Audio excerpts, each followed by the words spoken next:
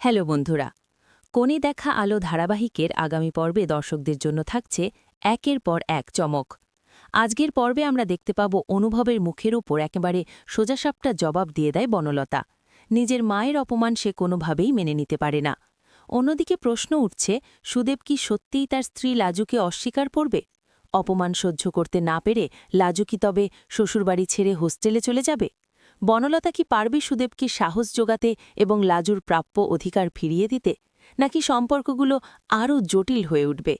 এসব জানতে হলে ভিডিওটি শেষ পর্যন্ত অবশ্যই দেখুন।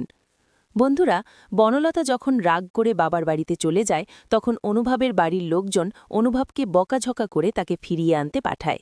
কিন্তু সেখানে গিয়ে অনুভব বনলতাকে খুঁজে পায় না, কারণ তখন বনলতা ব্যস্ত ছিল সুদেবকে বাস্তবের কথা বোঝাতে। একটি ক্যাফেতে বসে বনলতা স্পষ্ট করে সুদেবকে জানায়, বিয়ে যখন করেছ তখন লাজুকে নিজের বাড়িতে তুলে নেওয়াই তোমার দায়িত্ব।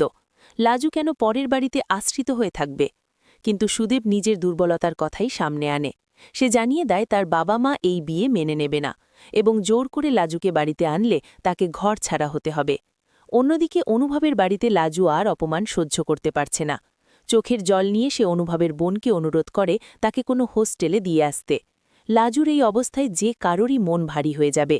আসল উত্তেজনা শুরু হয় তখনই যখন অনুভব বনলতার মায়ের সঙ্গে খারাপ ব্যবহার করে।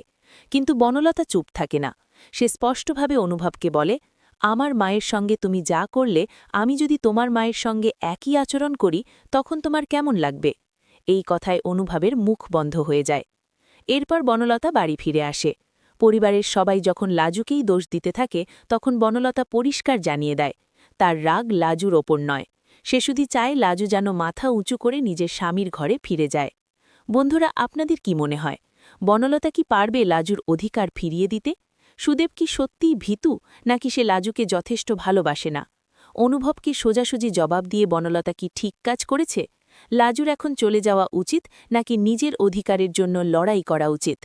কমেন্ট করে আপনাদের মতামত অবশ্যই জানাবেন। লাজু আর বনলতার এই লড়াইয়ে শেষ পর্যন্ত কে জিতবে বলে আপনারা মনে করেন? গল্পের পরবর্তী মোড় জানতে এখনই আমাদের চ্যানেলটি সাবস্ক্রাইব করুন এবং পাশের বেল আইকনে ক্লিক করতে ভুলবেন না। ভিডিওটি ভালো লাগলে অবশ্যই লাইক ও শেয়ার করবেন। দেখা হবে পরের ভিডিওতে। ততক্ষণ ভালো থাকুন, সুস্থ থাকুন।